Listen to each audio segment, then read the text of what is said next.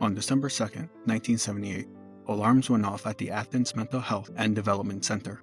Police arrived as the staff gathered to draw up a plan in order to find a missing patient, Margaret Shilling. It would be 6 long weeks in the grueling winter before she was found. Her body was frozen in the attic of the same asylum where she was lost. But Margaret's story wouldn't be lost to history, for when she was moved, a clear outline of her body was left in the concrete underneath. Try as they might, no one was able to remove the stain her body left. Where Margaret spent the last 6 weeks of her life would be ingrained in the building forever. After the asylum closed, stories began to spread that the outline of her body wasn't the only thing the building had entrapped within its walls. And now, Margaret would be doomed to wander the halls with the other spirits living in the Athens Asylum. Welcome to Myths, Mysteries, and Monsters. The world is full of myths passed down from generation to generation. Mysteries haunt us. Monsters hunt us. Today we're looking at the building known as the Ridges in Athens, Ohio, formerly called the Athens Lunatic Asylum. We'll also be looking at the story of Margaret Shilling, known as the Lost Lady of the Athens Asylum. We'll try to determine if the stories of ghosts and curses spanning the last 50 years are based on any fact. Part 1. The Asylum opens. History has not been kind to those suffering from mental illness. During the Middle Ages, many believed those suffering were beyond help or reason. Evil spirits were often thought to be the cause, with a popular solution being trephination, a surgical procedure where a piece of the patient's skull was removed in order to let the bad spirits out. It was not uncommon for patients to die from hemorrhaging or infection. Others who lived now had to add brain injury to their list of ailments. Exorcisms became common, as the devil and demons were also thought to be behind such, quote, wicked illnesses. Those that responded well to the treatment would get to live under constant suspicion. Those that didn't would be thought too far gone and executed, burned at the stake, or hanged, sometimes accused of witchcraft. During the Enlightenment, the idea of mental illness being a byproduct of the supernatural began to fall out of favor. Unfortunately, it was replaced by the thought that those suffering were valued less than the rest of society. Many were thrown into hospitals, chained to walls or beds, in less than sanitary conditions. Those who had committed crimes were tossed into prisons and left to die without help. Between the 17th and 19th centuries, the idea of hospitals solely dedicated to housing those considered mad or insane gained popularity. Here, doctors tried various forms of treatment. Among those attempting music or talk therapy, a growing number believed there was nothing that could be done to help those they called lunatics. In the mid-19th century, focus was placed on where to house those suffering. Dr. Thomas Story Kirkbride would develop a design for these asylums, with the intention of providing natural sunlight and fresh air to patients. The buildings were spacious, extending outward from a center administration building. From above, the building would have the appearance of a bat extending its wings. After the United States Civil War, with many casualties and battles causing post-traumatic stress, many new asylums were built using Kirkbride's design, one of which was the 141-acre Athens Lunatic Asylum, opening on January 9, 1874. Within 2 years, the asylum was renamed to the Athens Hospital for the Insane, and would go on to have several different names in the following 120 years. From the outside, the asylum would appear to be operating efficiently as intended. Men and women were separated into different wings, and would be taught skills to help in making the asylum as self-sufficient as possible. Dr. Kirkbride believed an effective form of therapy was doing skilled labor out in the fresh air, leading to the asylum having livestock, greenhouses, a dairy barn, and a steam plant to generate its own heat. The asylum grew from 141 acres to over 1,000, but as the decades went on and the treatment of those with mental illness became more inhumane, the asylum gained a new reputation. By the mid-20th century, the asylum was overcrowded, containing an occupancy over 3 times its intended amount, with almost 2,000 patients at any given time. Rumors began to spread of the understaffed asylum resorting to violence and torture to maintain order and dish out punishments. Reports of malpractice and murder loomed over the asylum, yet many families still admitted their suffering members into its walls.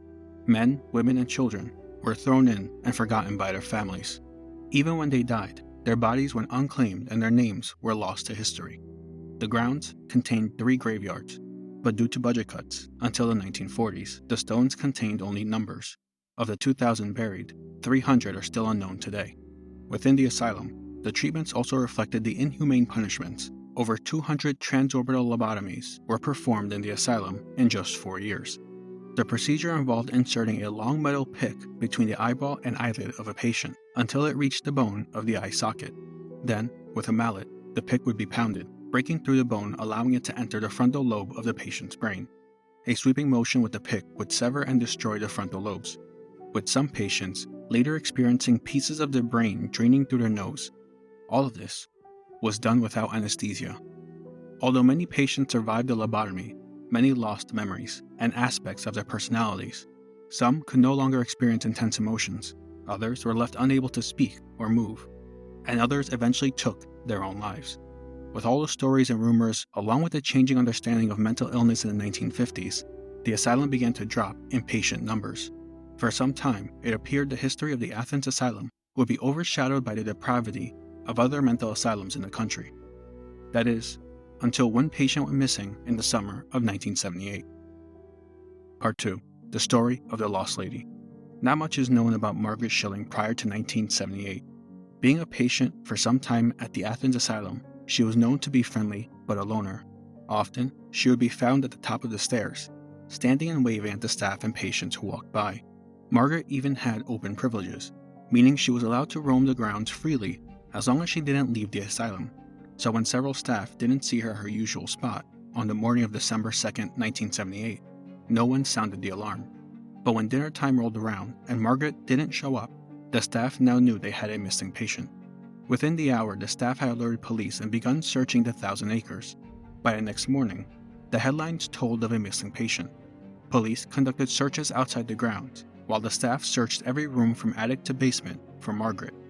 Meanwhile, temperatures dropped as Ohio prepared for one of the coldest winters in its history. Over the course of the next 6 weeks, snow and freezing temperatures hit the Athens area. As much as 30 inches of snow forced the police to call off the search for Margaret, considering her an escaped patient in their book. On January 12, 1979, when the staff at the asylum had just about given in to the same conclusion, a vile smell permeated through the building. Following it, they were led back to an attic they had searched several times over the last 6 weeks, always finding it empty. But this time, in the center of the room, laying naked, was the decomposing body of Margaret Shilling. Next to her clothes laid neatly folded into a pile. Police were immediately called to the scene, where they determined Margaret had somehow found herself stuck in the room at some point in the last 6 weeks. Being unable to escape and left without food or water in the freezing cold temperatures, she disrobed in an attempt to get as much of the heat of the sun on her body as possible. Although this was a flimsy explanation for the circumstances, the public at large had no choice but to accept it, since the room where she was found was in the middle of construction and had to be kept propped open in order to prevent it from locking. Many believed she somehow found her way in, got stuck, and with construction stopping during the winter, no one could find her. The staff was also believed to have neglected looking in the room, as it was thought she wouldn't have wandered in to begin with. But Margaret Shilling's story wouldn't end there. When her body was moved, the staff discovered a clear outline of her body had embedded itself into the concrete. A crew worked for several hours to remove the stain, but with all different types of cleaners, the stain and the last moments of Margaret Shilling's life remained. As the years went on and the asylum changed, closing officially in 1993, one of the only things that remained was the outline of Margaret's body. The land was donated to Ohio University and eventually renamed The Ridges in 2001. But almost immediately after Margaret Shilling's death, whispers of hauntings and talks of curses began to spread. Students of the nearby Ohio University claimed to have seen glimpses of a woman staring down from the attic window where Margaret was found. Others said they saw the shadowy figure of a woman attempting to escape the room, giving looks of despair as she realized she could never leave. Stories of the staff at the asylum having seen Margaret standing on her usual spot at the staircase, smiling and waving before vanishing, were passed around. Stories of a curse imprinted in the outline of Margaret's body drew the attention of students as well.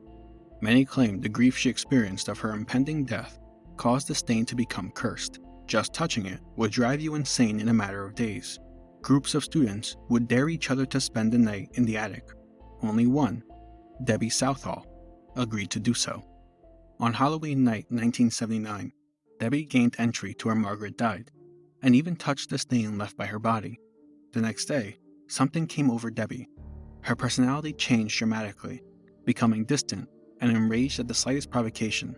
Her friend, Susan Harrington, later claimed to have witnessed items moving around on their own and an inhuman shadowy figure appearing to her and behind Debbie. After this, Debbie became even more distant, locking herself in her room, refusing to come out for days at a time. After an especially long session locked away, Susan broke into her room only to find Debbie had taken her own life, her body decomposing, leaving its own stain on the floor. As the story of Debbie's possession spread, others started to see more spirits inhabiting the old asylum. Today, many claim to see strange lights and figures roaming the graveyards, along with hearing disembodied voices coming from the empty halls, and terrifyingly, the sounds of patients screaming, in pain echoing at night. But by taking a closer look at the stories surrounding the patients at the Athens Asylum and the curse of Margaret Shilling, we can start to reveal the true stories lying underneath. Part 3. The Truth of the Lost Lady. The records for the patients who stayed at the Athens Asylum are legally sealed for 50 years after their deaths, meaning we can't know exactly why Margaret Shilling was in the asylum or the finer details of her death. Many sources state Margaret was deaf, adding to why she didn't hear anyone calling for her while she was missing. Others claim Margaret didn't want to be found. Based on newspaper articles reporting her death, we know neither of these are true. What we do know is Margaret was 53 at the time of her death, married, had a son, and had been at the asylum for some time. Just prior to her death, there was construction going on, but the construction was not just in the one room where she was eventually found. Instead, it was in an entire ward. The complex, at the time, included 78 different buildings. Margaret found herself locked in not just a faraway room, but in an entire faraway building. The staff at the asylum don't know why Margaret entered that building, but she did have privileges to go anywhere in the 1,000-acre facility as long as she returned by curfew. This meant once she entered that room and accidentally locked herself in, no one was going to be able to hear her screams for help. Because she wasn't a dangerous patient and wasn't considered high risk, many of the staff and police believed she had simply left the asylum for good to be with her family, something that wasn't uncommon for some low-risk patients to do at the time. When construction restarted in the building in January, a construction worker found her in the room, naked, dead, and decomposing.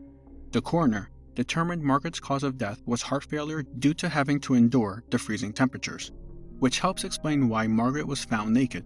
A common but bizarre effect of hypothermia is called paradoxical undressing. When you're in cold temperatures, the blood vessels in your body contract in an attempt to prevent loss of heat in your core, as that is the most important part of your body. It's why your hands and feet get cold first before the rest of your body. In cases of extreme hypothermia, those muscles contracting your blood vessels fatigue and fail, causing warm blood to rush to other parts of your body. The person experiencing this feels a hot flash as if they were burning from the inside. With the confusion created by hypothermia, the victim believes undressing is the only solution. It's believed Margaret Shilling experienced paradoxical undressing shortly before dying from the extreme cold. She laid in a position where the sunshine covered her entirely, the heat amplified by the glass causing her body to decompose onto the exposed concrete, leaving a perfect outline of her body. A 2008 microscopic analysis of the stain, published in the Journal of Forensic Sciences, found the type of cleaner used in an attempt to remove the stain actually contributed to the stain being etched permanently into the concrete. As for the story of possession of Debbie Southall, that story can be traced back to an actual claim from Debbie Southall and Susan Harrington, wherein they claimed to see objects moving around while at Ohio University. But in tracing the story in newspaper articles, it turns out the first time it was reported, the story did not include anything about Margaret Shilling or the stain, especially since the story first appeared in 1976, years before Margaret died. Throughout the years, those at and surrounding Ohio University heard the stories of Margaret Shilling and the story of Debbie Southall, mixing them together as the decades passed, creating a false link between a tragedy and a ghost story. In reality, none of the stories of ghosts, shadowy figures, or the spirit of Margaret Shilling appearing in the building or the graveyards appeared to be true. Along with the common trope of haunted asylums, the stories stuck easily and helped create this aura of a haunted, terrifying place. Unfortunately, these stories end up ignoring or downplaying the real horror that occurred in these asylums. The treatment of patients bound, gagged, shackled, and tortured, along with the prevalent use of inhumane procedures like lobotomies, is the true terror that haunts the halls of the former Athens Asylum. Thank you for joining me on today's episode of Myths, Mysteries, and Monsters. My name is Hector. Script and research is done by E.L Soto. Sources are in the show notes for further reading. If you enjoyed the episode, consider leaving us a rating, a review, or subscribe for more. And remember, always look behind you.